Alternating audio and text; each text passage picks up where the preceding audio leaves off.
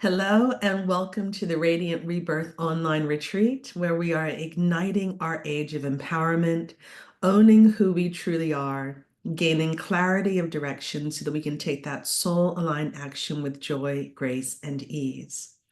I've had the immense pleasure of sharing space and time and wisdom with so many speakers from around the world. And I wanted to take an opportunity to, first of all, say thank you. Thank you for joining us. Thank you for coming on this journey with us. And I hope that each of the speakers has brought something unique and useful to you, and it's somehow ignited your soul and it's inspired you. It's inspired you to move forward. I wanted to take an opportunity to leave you with some information from my own practice. And I wanted to talk about the subject of overcoming doubt to step into soul-aligned leadership. So overcoming doubt to step into soul-aligned leadership. And what does that mean? What does that look like? So as we all embark on this path, and this retreat really has been about taking action, sometimes when we step out in, these identities, these new identities, doing things that we really want to do, we can have a lot of doubt. And sometimes that doubt can stop us dead in our tracks. And so quite often, some of the beliefs that I hear are, well, I don't know. I don't really know what I want to do. The vision isn't clear. I'm not sure. And so I want to offer this. You do know. You do know on that soul level what that vision is, or what that project is, or what that thing is that you're here to create. Your mind doesn't know. Your mind has doubts, but your soul knows. And so this is an invitation to go into a place of stillness and tap into that space that does know. And quite often when I'm speaking with clients, I'll say, well, if a part of you did know, what would you say?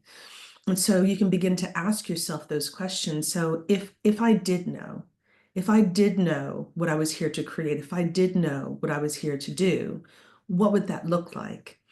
And sometimes I ask my clients, if you knew that you would be a success, if you knew that you couldn't fail, and if you knew that everything was going to be okay, what would be the thing that you would do? Or what's the thing that you would like to do, but that scares you just a little bit? There are cues and clues in those questions and those answers that come up instinctively. You do know on a soul level. And so really it's our job to tap into that space to allow that thing to be created through us. And so if you feel like, this retreat has been great, but I don't know what that thing is that I want to do or to create, go into a place of stillness and ask yourself, if I did know, if I wasn't afraid, what would it look like? What could it look like? What could I create, or what could be created through me? If you're feeling like, I don't know enough, I'm here to tell you that you do. You definitely know enough. If you're here in this group, that means you are someone who's maybe in their late 40s or 50s. And so you've lived an entire life of experiences. Maybe you've had a family, so children, or maybe you've run a successful business, or you've been, in a company and you've reached a certain level in that business, or you've raised a family. Whatever those experiences are, they're valuable. They're worth something. You know an awful lot. So here's your invitation to sit down and brainstorm all of the things that you know. What's the training you have? What are the skills that you have? What is that intrinsic wisdom that you're holding? Sometimes we know things and we don't even know how we know. So this is your invitation to really get clear and celebrate all of the wisdom and information and skills and abilities and gifts that you already have. Brainstorm it. And if you're coming up, short and you're going, well, I don't really know anything, I invite you to maybe ask 3, 4, 5 of your friends, what are the things that you know me for? What am I good at? And then this can give you an indication of all of the things that you know. You are filled to the brim and overflowing with so much wisdom and skills and abilities and gifts and information. Really celebrate that, acknowledge that, and accept that's part of you, and you are here and you can offer so much to so many people. You know an awful lot. Sometimes we discount what we know because it comes easy to us. So another question that you can ask yourself is, excuse me, what comes easily to me? What do I do without even really thinking about it? What comes second nature to me? You know an awful lot, and probably more than you realize. So take an opportunity to really face that and accept that you are filled with so much, and you're here to offer so much. Another belief that sometimes people think is, who am I to do this? And so quite often you will hear people say, well, who are you not to do this? And it's true. Who are you not to do the thing that really wants to be created through you? Who are you not to do the thing that is really inspiring to you? That thing that's coming to you, that project or that business or that idea is probably yours specifically, right? It's coming to you because it knows that it can be fulfilled through you. There's a great book called The Big, oh gosh, I'm drawing a blank. The Big Create or something like that. I'll get the title. And it's about creativity. And the creativity itself is an energy. And this energy kind of, because it doesn't have a physical body, it needs a physical body to help it come into existence. So think of that idea, that business as something that wants and needs to be created. It needs to be made manifest. And it needs to be made manifest through you. And so it needs you. The idea needs you, the project needs you, the business needs you to help it come into existence. So you specifically are probably the thing that it needs, and you're perfectly positioned to be able to deliver it. So who are you not to do that? And it's a blessing. It's a divine blessing to be able to be presented with an idea or a business that will help, communities, families, the world. And sometimes when we get stuck and we're thinking about things that we want to create, and it feels like, oh, I'm not really sure. Sometimes we're thinking too small.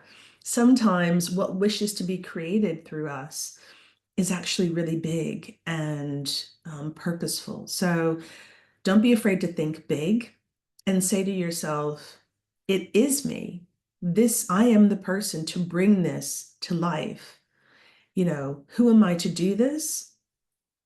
I'm me, I'm special. I am the person to deliver this. And the world is waiting for you. Sometimes I hear, I'm afraid to speak my truth. I'm afraid to speak my truth. And, quite often when I hear people saying, I'm afraid to speak my truth, this is really about ownership, owning, first of all, our voice. Our voices carry magic and vibration and information and power. We craft spells with our words and our voice and our intentions. And so I'm afraid to speak my truth. First of all, I would ask, what is the truth? What is that truth? And if it's truth, then it's our duty to release that into the world. So first of all, ask yourself, what is my truth? What is my truth? And who am I harming by speaking this truth? Who am I harming by not speaking this truth? We have choices about what we can do, what we can choose to do. And so, you don't have to speak, but there are consequences sometimes to us not speaking. And so, what are we allowing, or what are we shutting off from ourselves by not releasing this truth? And the body will tell you, the body will give you indications of when it wants you to do something, or when it wants you to release something, or when it wants you to step into another form of your being, the fuller form of your being. And so sometimes when we're afraid of speaking, it's because we're afraid of ridicule or judgment. We're afraid of, maybe looking silly, or, any of those external things. But I want you to feel into the joy that can come, the freedom that can come, the liberation that can come from speaking your truth, from allowing yourself and your heart to be spoken and felt, making that connection through your words, through your intentions.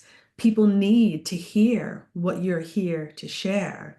So allowing that to spring forth from you, allowing that to open, is inspiring to others around you, but it's also a point of freedom and liberation for your soul.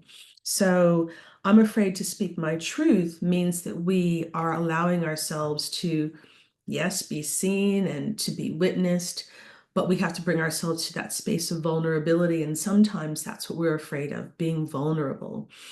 But I often say that, when we are speaking our truth, that truth is aligned with the divine. That truth is aligned with God, the God of your understanding. And if we are speaking that truth from that space of our heart and our soul connected to the divine, why wouldn't we be safe? Of course we'd be safe if we are in that energy, and if we know that we're aligned and connected to that energy. That is what makes us safe. That is what keeps us safe, because we are aligning with universal wisdom, with universal love, with the energy that, creates all things. And of course, that will create space for us to be safe in that truth.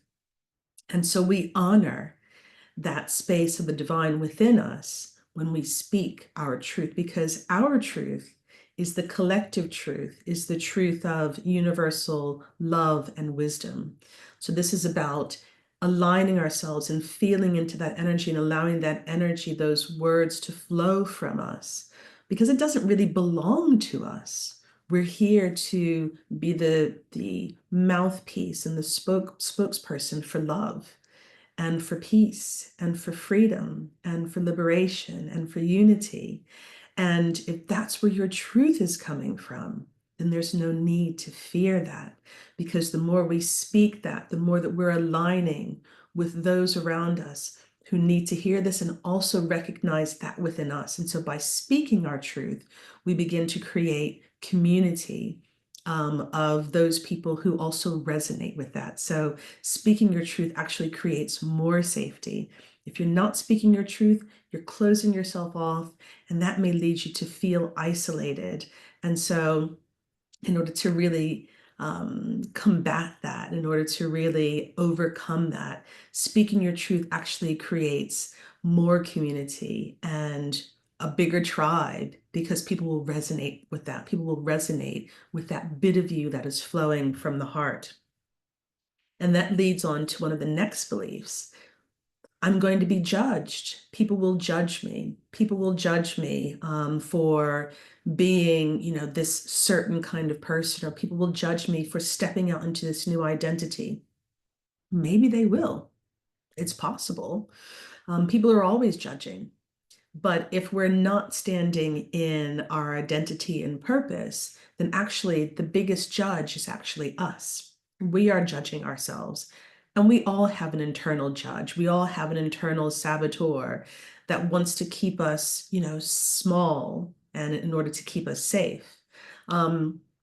But people who are judging us externally actually can't touch the fullness of our being, because the fullness of our being transcends judgment. The fullness of our being is all encompassing. And so it doesn't matter what other people say. There's an expression, what other people say about me is none of my business.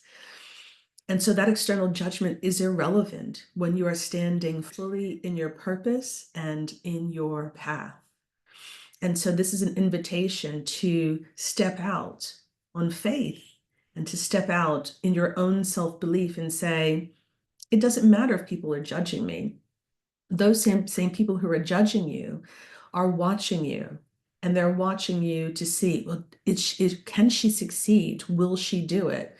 And they'll be the ones who will come to you and say, tell me how you did it, because they're watching, they're waiting for your success.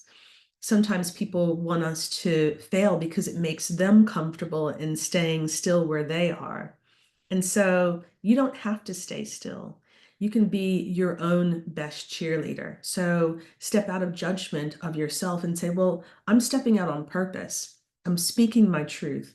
I have a aligned vision, and I believe in my heart that this is what I'm here to do. When you're standing in that energy, it doesn't matter what people say, because people are always going to talk. It's irrelevant. It's irrelevant to who you are. It's irrelevant to what you're here to do. It's irrelevant to what's in your heart. And if you know that you are aligning yourself with what is in your heart, then that external judgment won't really matter. And so if you are succumbing to external judgments and criticisms, then really the judgment that you have is yourself, and maybe they're just a reflection of that. So really kind of check in with yourself and ask, am I judging myself?